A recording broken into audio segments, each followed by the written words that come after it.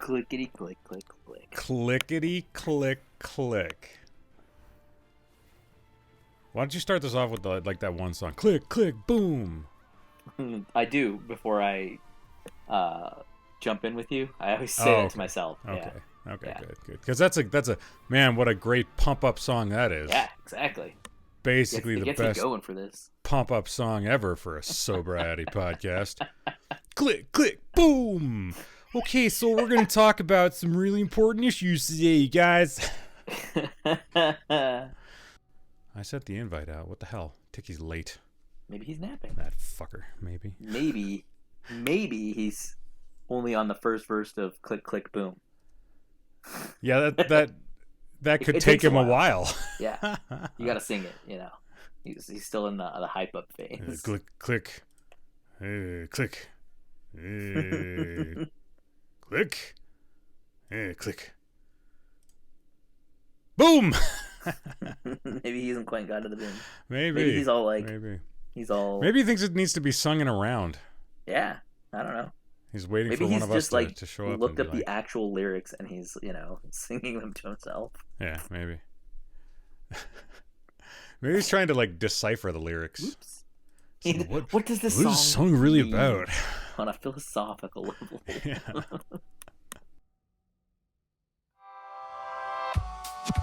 Welcome to the SaveVsPoison podcast, the podcast dedicated to gaming, general geekery, and enduring sobriety in an ever-maddening society, with your host Will and two guys that probably live under his stairs. If you're an addict, know an addict, or are just interested in exploring the outer mysteries of geekery, you're in the right place. Without further ado, let's get to the show. Welcome back to the SaveVsPoison podcast, everybody. My name is Will. I am your host. It's season 4, episode 18, everybody, which is Danny's favorite age. Little Danny shout out there. Little Danny shout out. Fantastic. It's been a good week. It's going to be a good week moving forward. I'm excited to be here. We got a fun, wonderful show for you all tonight. I've got both my co-hosts. I'm very excited about that. Speaking of them, joining me tonight, he is part of a nationwide call to action to bring back the phrase, "Excuse me?" So far, it's him and two guys named Pavel and Vadim. They have allegedly made t-shirts. He's our friend Ticky. Good evening, Ticky. Yep. No, it always have to be somebody from, the two guys that I got, they're Eastern Europeans, so. Yeah. Where they're from, the saying is still very popular. I would imagine. I mean, you had to go to where that still has emotional resonance so that you can convince we here in the West who think we're just too cool for school. Basically, AOL chat rooms. Yeah. How many of those discs do you have? How many of them do you have right now? Did you ever stop using them as coasters? I know I didn't. So, I mean, I don't have a complete set, but a complete set. I got 1993 through 1995, one a month. That's a lot of plastic. Delicious.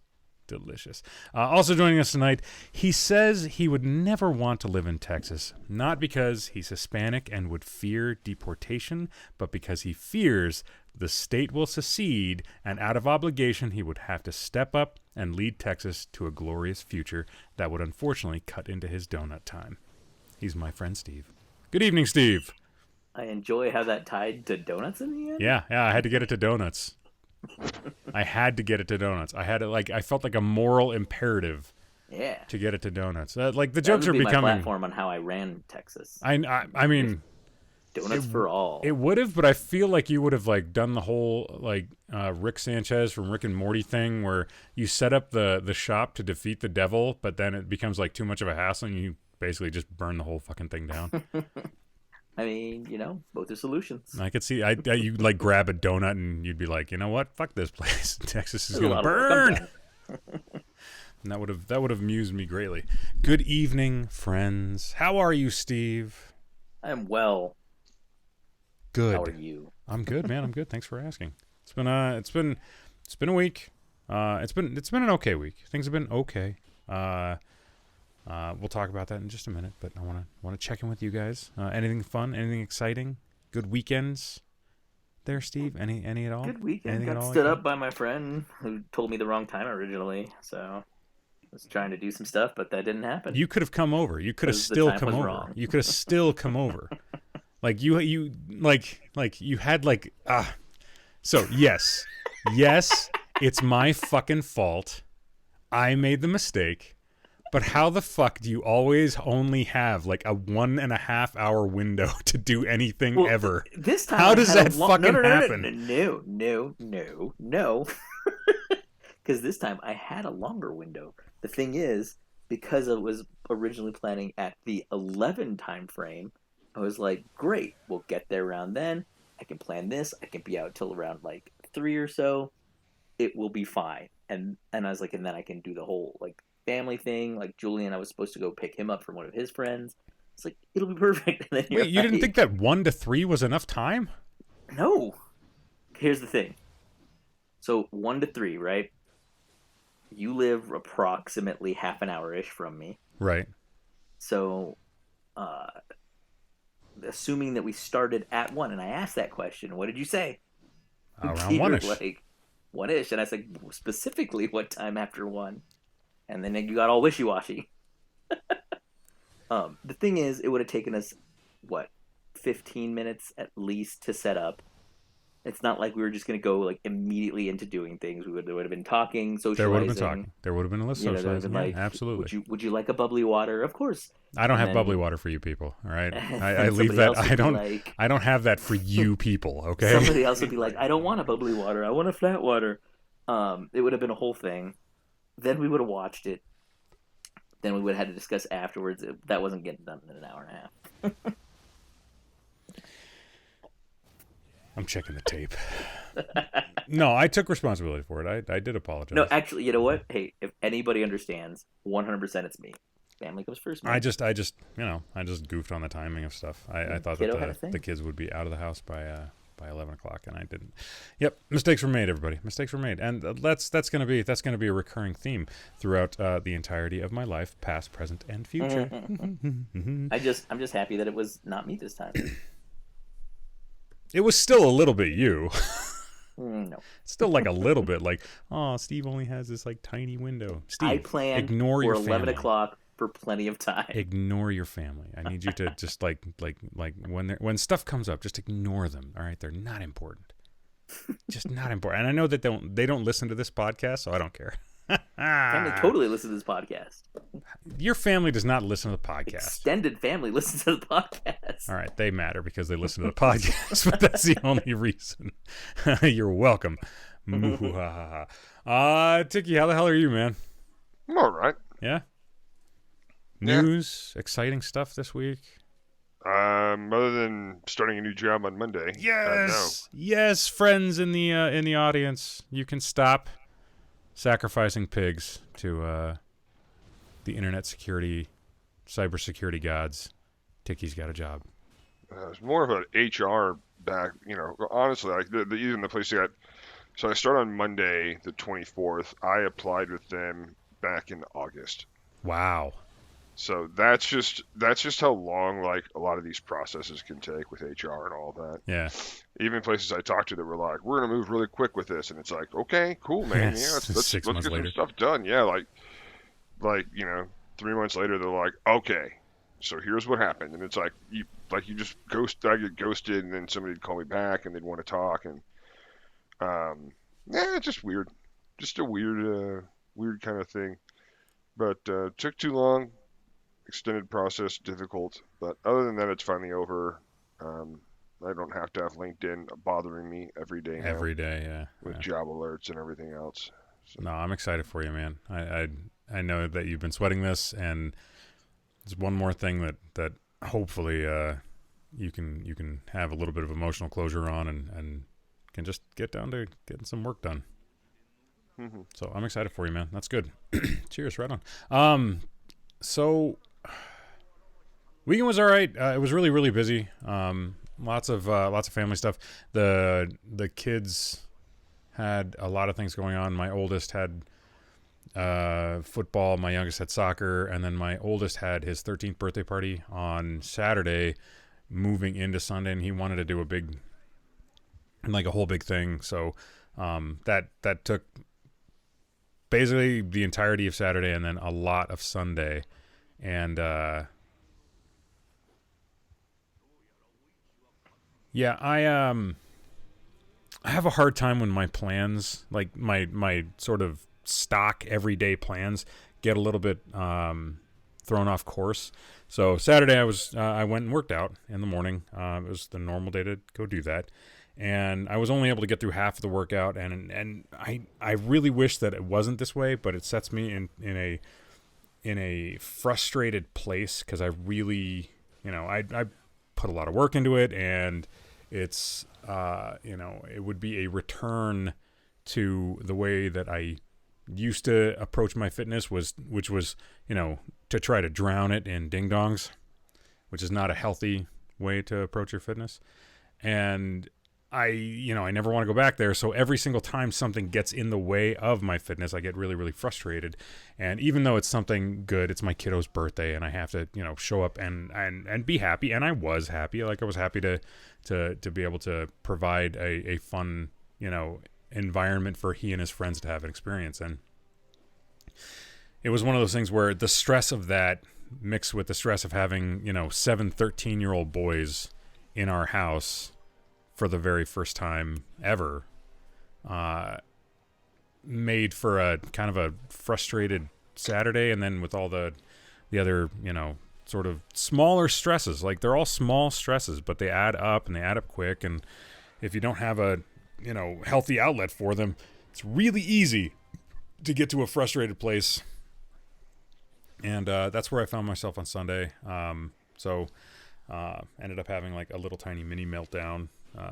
Nothing big, just, right before dinner, just my wife coming up to me with something, and I'm like, look, I really can't deal with that right now. I'm struggling a little bit, and let me just make the tacos. Let me make the tacos, and everything will be fine after we make the tacos. And, it was. I made the tacos. I talked to my wife about what was going on.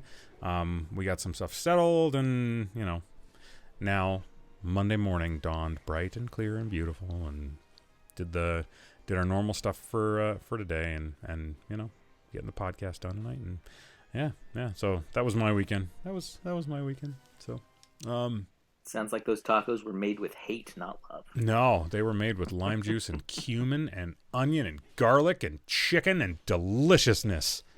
Real simple recipe. But thank you very much for assuming that I would put hate into tacos that I would feed my family. How does that taste? Does it taste like burning? Does it taste like burning? That's what hatred tastes like. My spite. Tastes like my anger and angst. No, not at all. Really quickly, before we move too far into tonight's wonderful, wonderful conversational topics, I wanted to talk about a YouTube channel called Space Ice.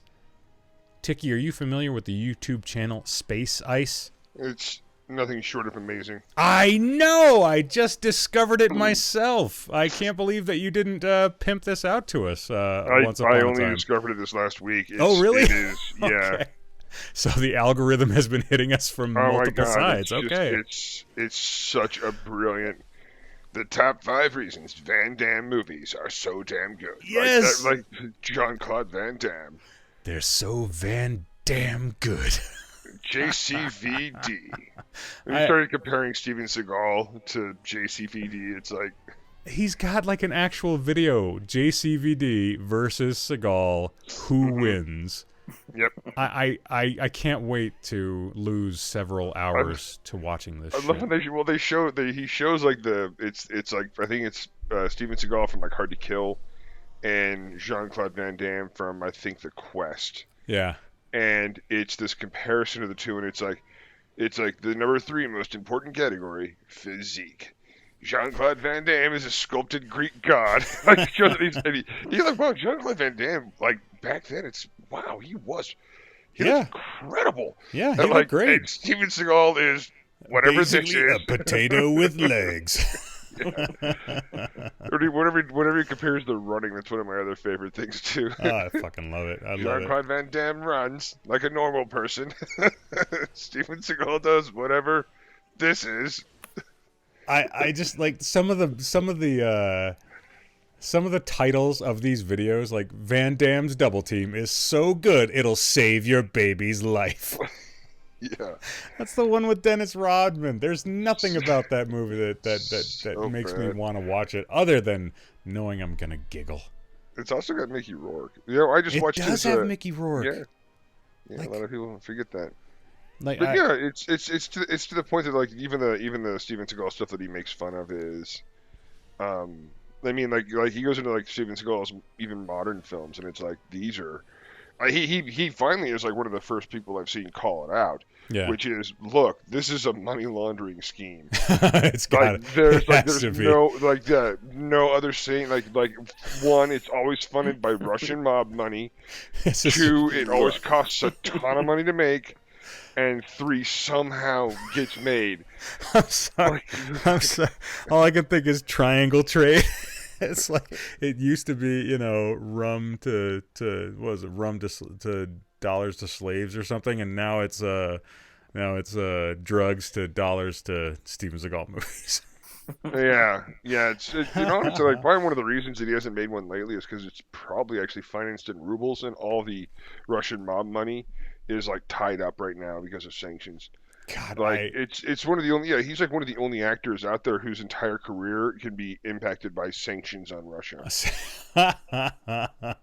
Everybody else is like, we can go anywhere. We can go anywhere. And he's just so man, he's so terrible. Oh, no, Like it's so to the good, point dude. right now where it's with Seagal where he sits down when he fights. Oh, I mean, know. how- I know. how The chair fighting is Oh God, how is fucking glorious. lazy do you have to be?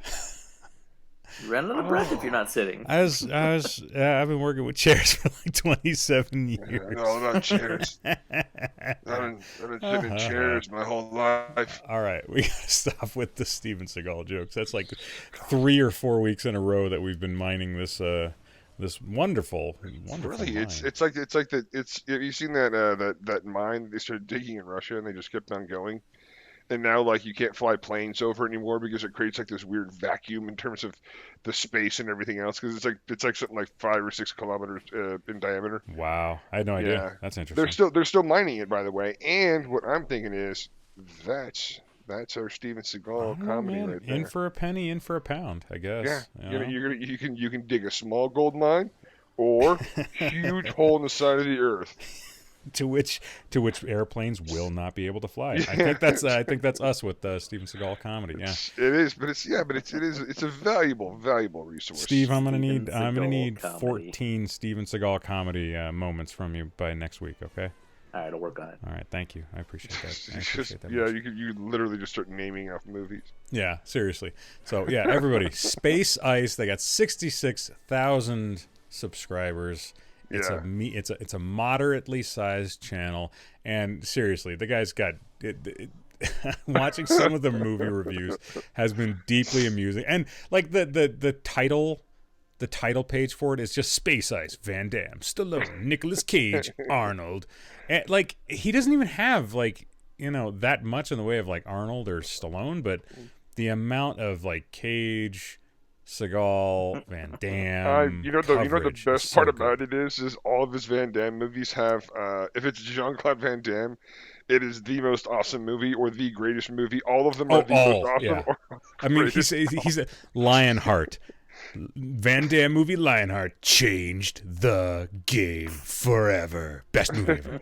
Like every single one of them is the best movie ever. Yeah, It's, Jean-Claude Van Damme, Bloodsport, greatest. It was like the most awesome movie ever. yeah. It is so. Yeah, he's absolutely hilarious in it. But yeah, that guy, I ran across that channel just I think like not even a week ago, and I've gone through like half the content now 'cause it's just so damn funny. The funny thing, like I saw one of his reviews was for a UA Bowl movie, and I saw that popped up on my radar like same thing about a week ago.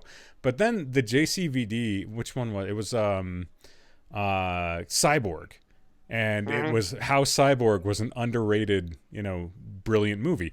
And I was like, I don't remember it being that good. Like it was all right, but I don't remember it being that good. For a 13-year-old, it was amazing, but I don't remember it being that enjoyable. And then I clicked on it because I thought it was like going to be somebody telling me that, yes, this actually is an amazing, underrated film. I'm like, I got to go back and check. Was it? And my 42-year-old brain just can't remember what my 13-year-old brain thought at the time when it saw the Belgian helicopter for the very first time. No. He completely mocks the film from start to finish, including like there's nothing that you can't solve with a knife to the head while doing the splits. Yeah, spin kicks. That's the other thing too. It's like his whole thing about like the top 20 Jean-Claude Van Damme villains, like from his different movies. And he like every time he's like, "How does this villain die?" Spin kicks to the head. It's his ult. Awesome. It's just his ult. All right, that's his ultimate move. All right, we know characters that have one. We do. I would love to have a character in Overwatch, the video game, that had spin kick or the Belgian helicopter as their ult. I would totally watch that. So yeah. Everybody, Space Ice, go like, follow, and subscribe that guy, because fuck, does he make funny shit? Seriously. Yeah, he's absolutely brilliant. So speaking of things that you don't want to fly an airplane over, my name's Will and I'm an alcoholic. My name's Ticky and I'm an alcoholic. My name's Steve, and I'm not an alcoholic. But no psyops today because I feel like we went long on that. You're cutting the psyop out? I feel like we were pretty good on that. I enjoyed that last little thing. We'll do the Space Ice psyops, yeah. All right. I didn't mean to. That was supposed to be a call to action for all of you. I am literally, as we speak, putting it in my search so that I don't forget to look it up. Don't you forget it, because it's hysterical, Steve. It is damn right brilliant. All right, man. I don't know what to do now then. Like, unless I'm unbelievably confused before I talk about my alcoholism, I don't know how to talk about my alcoholism anymore. Yeah. Jesus. I can talk about mine. Yeah, go ahead. Do that. So I can that's a good idea. Yeah, having a hard time.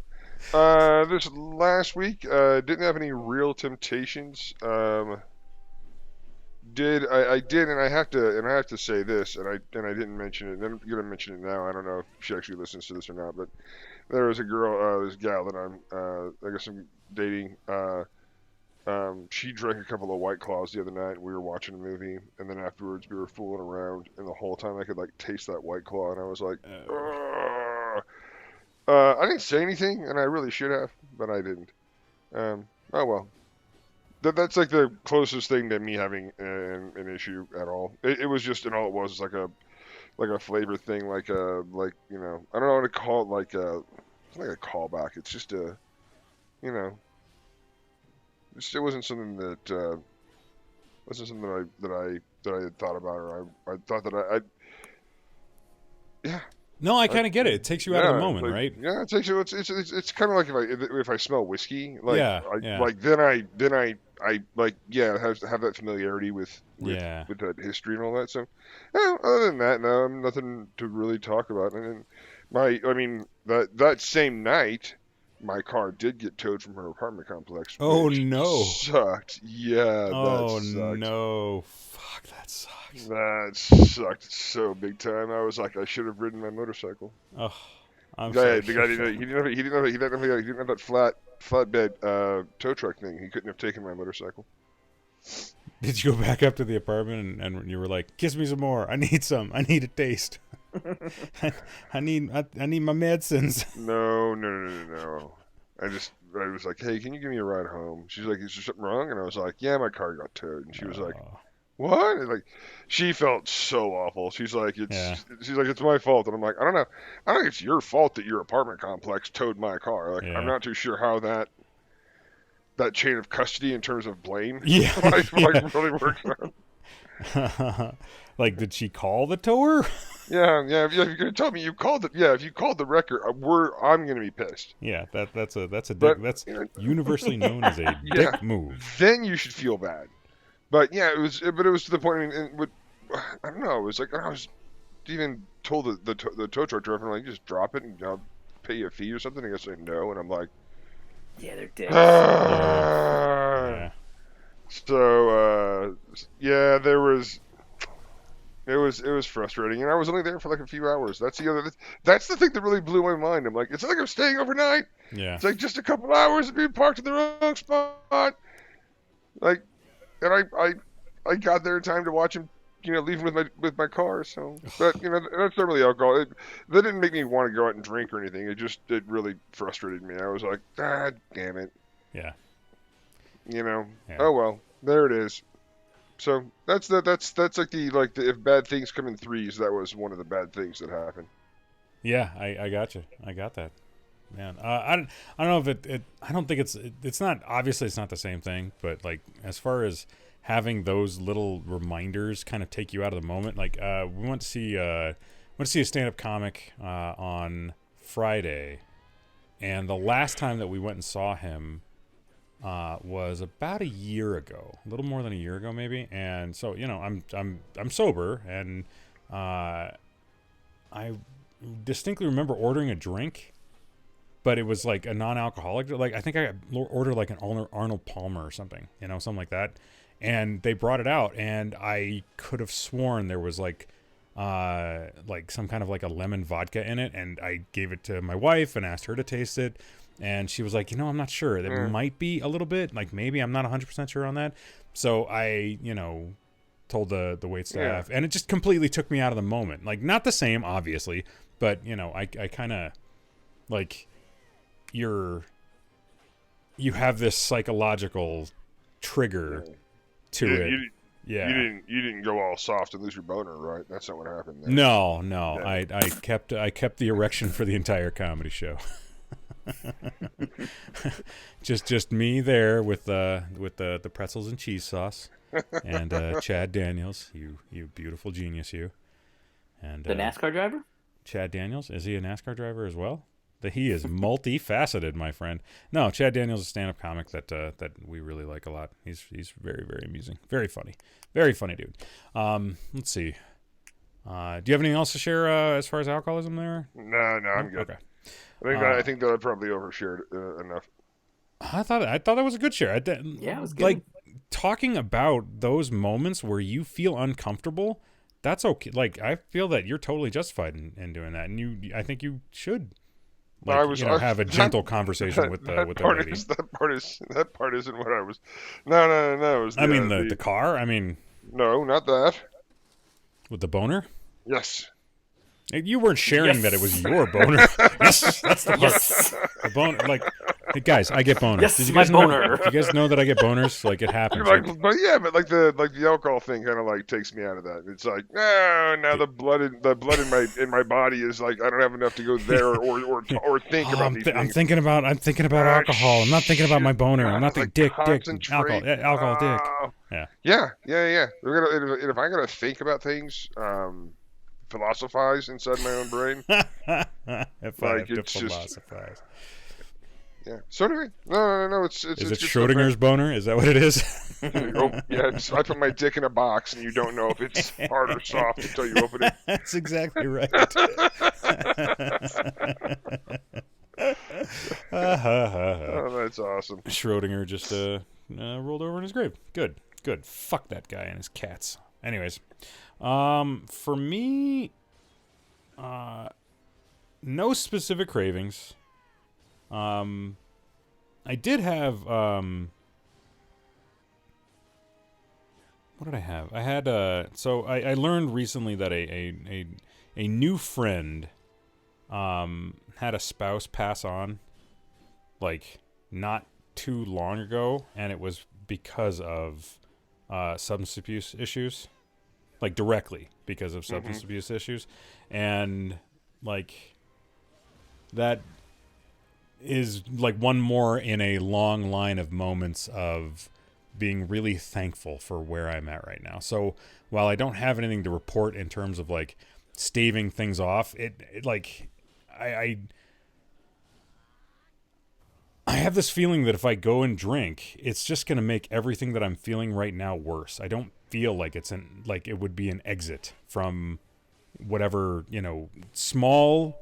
And I recognize that these are, if I put perspective on these, small stresses, but if I drink, it's not going to help. It's not going to help with any of that. All of that's still going to be there, and then now I'll have the additional shame and guilt of that. So I feel like I'm in pretty reasonable position vis-a-vis my alcoholism. But between the book with Gabor Mate that I've been talking about the last couple of weeks, and with this new, friend that I've been, not hanging out with, but spending a little bit of time at the gym with, and knowing what they had gone through when their spouse passed on and how they're feeling right now, it just all crystallizes into some pretty easy decision making for the immediate future. And you don't know how long this sort of motivation is going to last, and I'm not going to take it for granted that it's going to. But for right now, man, I just the idea of making a big gigantic mistake just kind of would terrify me. So I think I'm just gonna keep on working within the boundaries of my sobriety and making sure that I'm not tiptoeing any closer to the line of tripping up and stepping over. So yeah, Steve, anything to share? No, I'm good. Nope. Sorry. I'm just fine, buddy. Yeah. Okay. I'll be more emotionally damaged at a later date, I promise. You'll be more emotionally damaged at a later date? Okay. Yeah. What do we need to do? What well, support maybe, can we give you? You know what you should do is you should start off by making plans with him and then cancel without saying Exactly. I said something. It's not that I didn't say something. Don't worry. I'm getting him back this weekend. He just doesn't know. Oh! It's very hurtful, Steve. It's very hurtful. It seemed like it, didn't it? Yeah. Yeah. We're supposed to hang out this weekend, and apparently that's not happening now. Okay. All right. Fine. You guys are both going to wind up emotionally damaged. More emotionally damaged. More. Actually, maybe for Steve, this is the first thing that's ever emotionally damaged him. Knowing him as long as I do? Mm-hmm. Could be. This was it. This was the first time. You're like, that was the first time. That was the last time, William. Never again. We could make a JCVD movie out of this. And then he pushed the timing back by 2 hours. What a prick. What a And it dick. was the greatest movie ever. I like the fact that the guy on the space ice keeps bringing up the kickboxer movie. Oh, yeah. Where JCVD dances. Yeah. Like he goes down to the splits, up to a butt wiggle, then back to the splits It's again. again. For the most just glorious dancing scene in any movie ever. The titles here. Van Damme movie Time Cop is most important film in human history. Human history. Yeah. Yeah. It is worth it. Yeah. It's like, what does this guy know that we don't know? Like, Yes. who else's yogurt history? Are we gonna do the love, death, and robots skit with the yogurt that becomes sentient? I would definitely watch. The Time Cop one is well worth it. His other stuff about Steven Seagal is it's so good. Steven Seagal movie Today You Die is so bad it's a crime against humanity. Steve, you said you weren't gonna psyop us, you son of a bitch. Too late.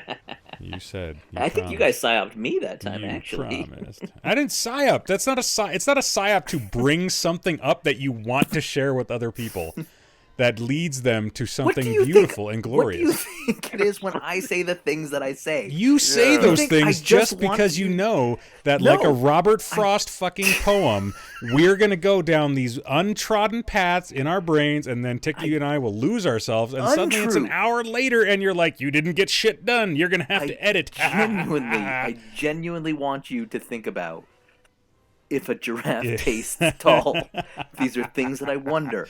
I wonder about birds, and it's just weird that they fly. These are things that I wonder, and I want to share these thoughts with you. I want to share these thoughts with both of you. First of all, those are bats that are called winged mice. Wind mice, not winged. Wind mice. Wind mice, whatever. Or wind rats. That's just bats. Why are bats the only mammal that flies? Why? Are they? Yes. Are you sure about that? 100%. Okay, so flying squirrels. Not a flying. Not glides. Flying. Glides. Nope. Sorry, the word flying is in its name. It doesn't matter. It's still only glides. Nope. Bats are the only animal, or the only mammal, I should say.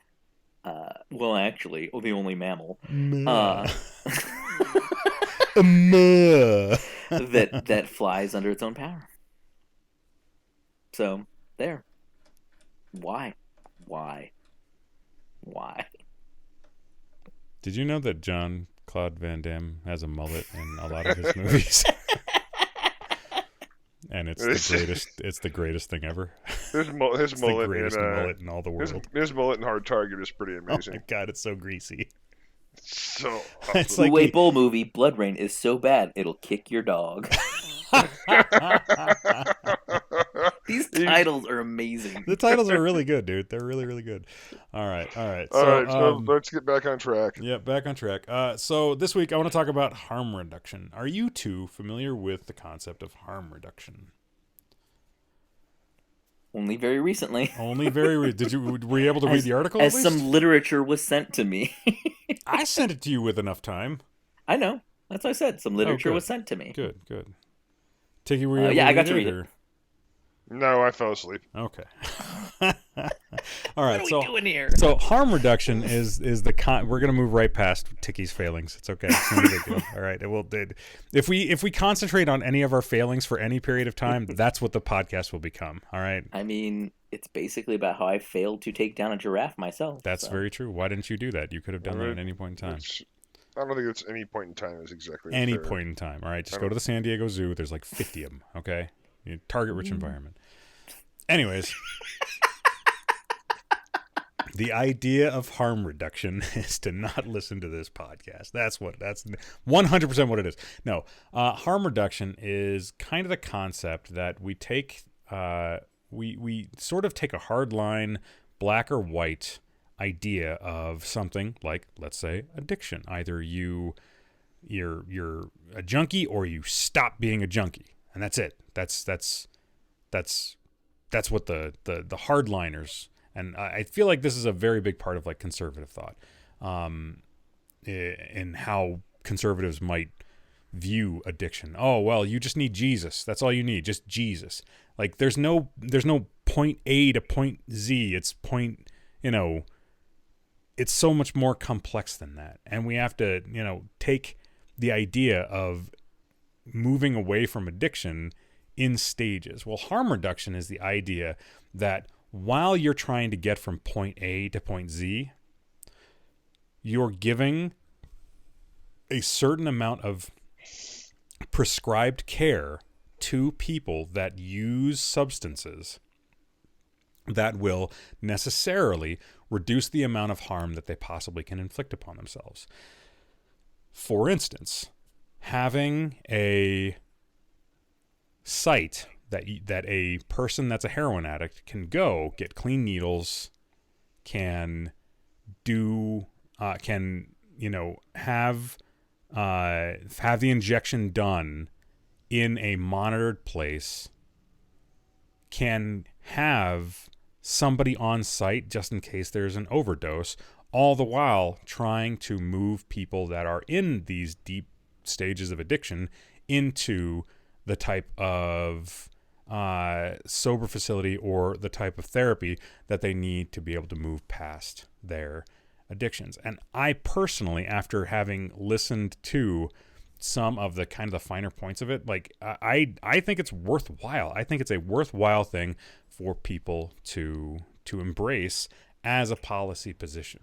And I know that the number one sort of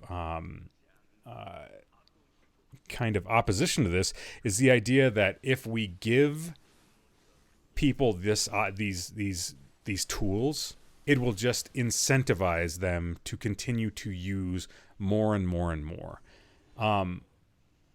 The premise of this, however, isn't to get them to use more.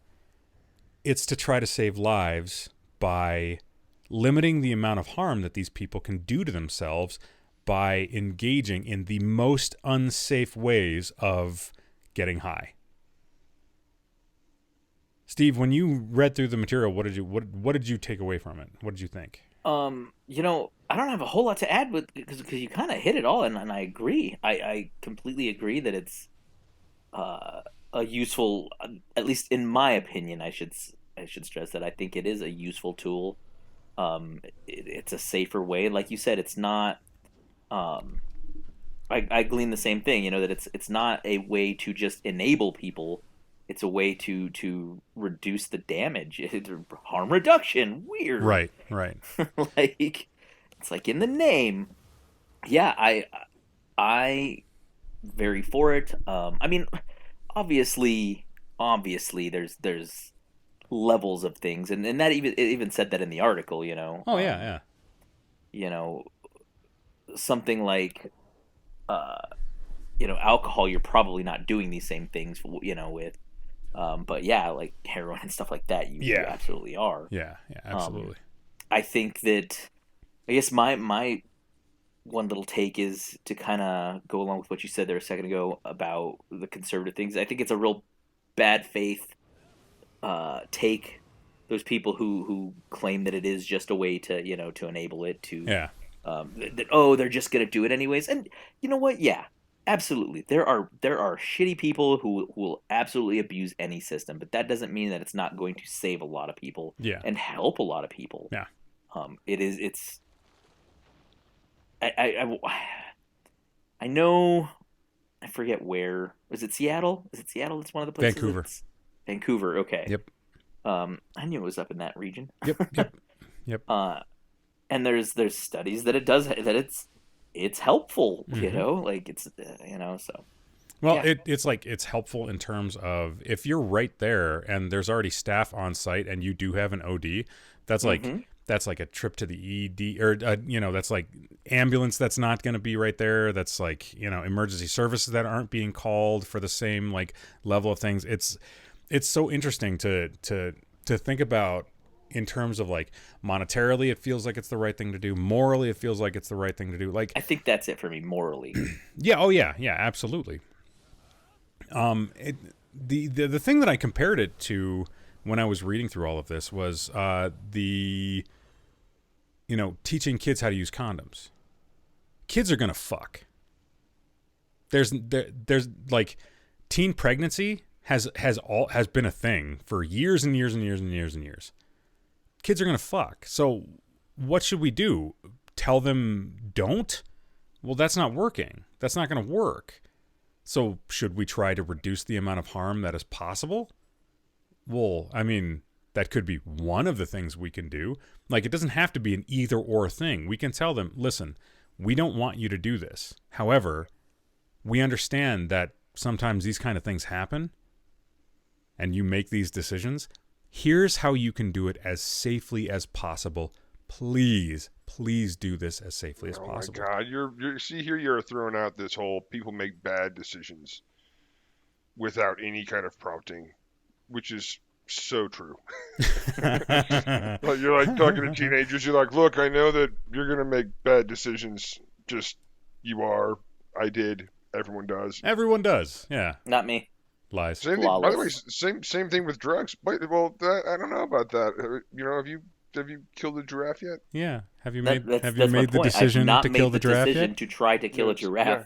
on my own. No, Well, I then feel like you made that decision. You just haven't I followed think through on it there, kind of Sweet Pea. you kind of like you're just gonna hide behind that in terms of your lack of decisiveness.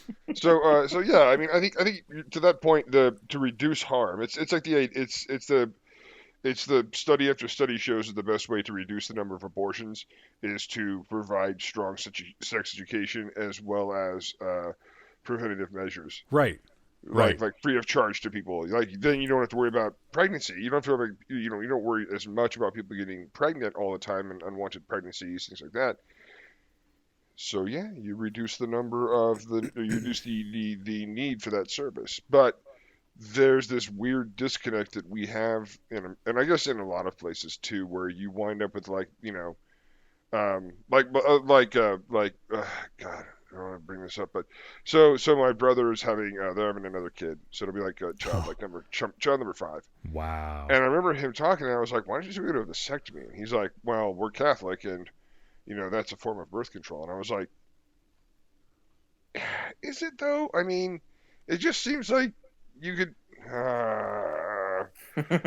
So like now he's like I'm having another kid. It's he's like it's stressful trying to figure out how we're gonna pay for the kids and all of this. Yeah. And I'm like, yeah, if only you done something about this ahead of time, some sort of preventative measure. Yeah. You know, and he's like, I still want to have sex with my wife, and I'm like, yeah, I'm sure you Well, do, dude. yeah, I mean, so coming from the Catholic background, though, that's a ridiculous thing. That's a ridiculous argument too. Because there's even things that they could have done to avoid it. Yeah, there's the rhythm method. I understand that that's actually not effective at all. Pull and pray. That's all I want to hear a Pull and priest say. pray.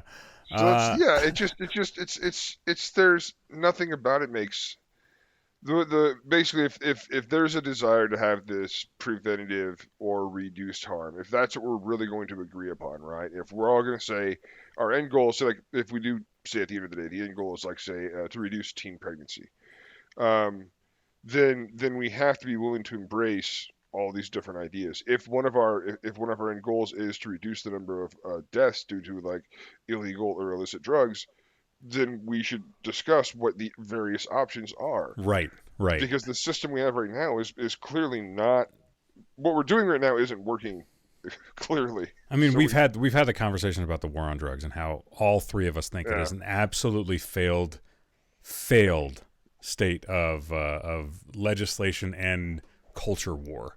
Like, it's just so ridiculous. Yes, Indeed. Yes, we do agree, yes. we do agree with that.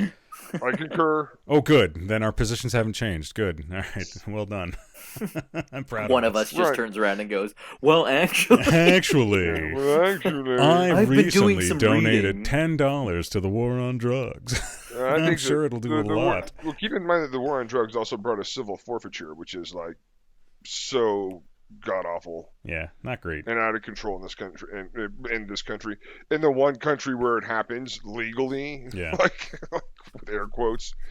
So yeah, no man, it's harm reduction is an important piece. I think I was thinking about the people that have gone through like as they've cascaded and how they haven't had those kind of options. And I don't know why, but harm reduction for some reason triggered me thinking about Phil Hartman and his wife Oh, yeah? and how they just kind of that wandering thought because this happened like right back in the 90s, early 2000s, something like that. Sure. It was the idea of like, well, if his wife had some sort of like better care or some sort of better method, that could have reduced the harm that she was going to do to herself and of course her family. The things like that. I Mhm. remember once when I was in my early 20s, I was with some friends of mine. We did mescaline, and my buddy Ken, he actually went out of his way to remove all the guns from the house like the week before. Yeah. All the guns, knives were all locked away in cabinets, everything else. There was like really nothing sharp that we could do, like we could cause any kind of harm to ourselves with Right. or to each other before that ever even began. So it was a nice controlled environment, again reducing harm. You didn't want to reenact that one scene from Young Guns? No. Shut down. That goddamn Glory. cock-a-doodle-doo. Fucking Dylan McDermott. God, he was funny in that. Anyway, movie. but I don't know. I just had these like I was just like rattling some thoughts to my head about mhm. the idea of like of 20 years ago, 30 years ago, 40 years ago.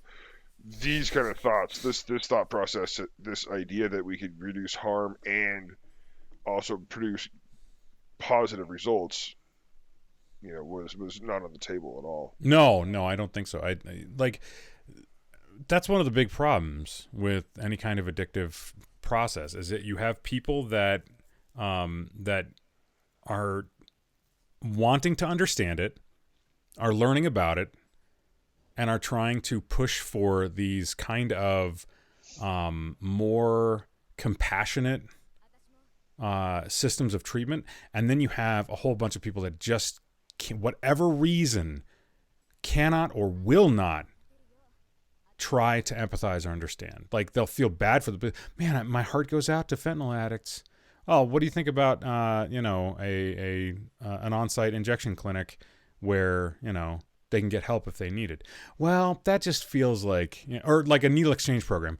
That feels like we're just enabling them to do. Well, all right. What if I can show you something that says that these kind of programs have merit, they have value, and that this is the sort of thinking that we should be moving towards, especially if we're going to take the idea that addiction stems primarily from trauma, and that in order to get people off of their addictive, substance activity behavior of choice, that we need to learn how to deal with trauma, and you just need Jesus kind of thinking doesn't get us there. It doesn't get us. It could be part of a treatment program, but it can't just be an on-off switch where one day they're heroin addict sucking dick for $5, and the next they're in church and everything's hunky-dory. There are steps in between that. Yeah, it's. I don't know. You can't treat it like it isn't like a credit card. It's not like somebody's just spending inappropriately and you don't want to keep on raising their credit limit. That's not what we're talking about here. Yeah. Like we're it's more of a get out of the bank who's charging you all these fees and fucking you over. Maybe move over to credit union and talk about how you manage your checking account. Yeah. And balance your checkbook. Yeah, it's not as simple as, well, I'm going to take away the credit card. It's not that simple. No, it's way bigger than that. Yeah. It's way bigger than that. All right. Well, Steve, do you have anything else you'd like to add to this? No. Ticky, do you have anything else you'd like to add to this? No, man. All right. Normally we're running a little bit about an hour, a little more than sometimes, but it's getting a little late for us, so I think I'm going to call an audible and say that we're going to call it for tonight. I think that is some good discussion on something that I think is an important part of getting help to people that need help. A little bit of harm reduction would be a good idea. SAMHSA, I forgot what the actual acronym stands for. That's the superhero with a lightning bolt on his chest from DC Comics. 100%. No, Where's that short cape, red suit? Who's no longer called Captain Marvel? No longer called Captain Marvel. Yeah, used to be called Captain Marvel. He's it's Shazma. I thought it was Shazam, but okay. All right, no big deal. Back me up on this one, Steve. I think that I'm right. Everything's pretty great. sure I'm right on that. Everything's right. Anyways, you can find more information about harm reduction and substance abuse and mental health at the SAMHSA website, which is samhsa.gov, and that's the Substance Abuse and Mental Health Services Administration. That's where the literature that I got about harm reduction came from for tonight's episode. You can find all that information on that website. I think it's a good resource. It's a good resource. But much like every episode of the Save vs. Poison podcast, we like to shout out to the mutual support groups we hope you turn to in your time of need. There's Alcoholics Anonymous, AA.org, 212-870-3400. Moderation Management, moderation.org, 212-871-0974. Secular AA, SOS, sobriety.org, 323-693-1633. Smart Recovery, smartrecovery.org, 440-951-5357, and Women for Sobriety, womenforsobriety.org, 215-536-8026, and then for groups, for family and friends that need a little bit of help in a group-type environment, there's Al-Anon Family Groups at www.al-anon.com. alateen.org, or you can contact them at 1-888-425-2666. From all of us here at the Save vs. Poison podcast, my name's Will. My name is Ticky. I'm Steve. And we wish you warm, creamy regards. Good night, everybody. Space Heist. You've just listened to another episode of the Save vs. Poison podcast. If you liked what you heard, please follow us, like, and subscribe on Twitter at @VS_save, on Facebook at the Save vs. Poison podcast, and streaming live on Twitch at twitch.tv/SVP podcast. Thanks so much for joining us, and stay safe, everyone.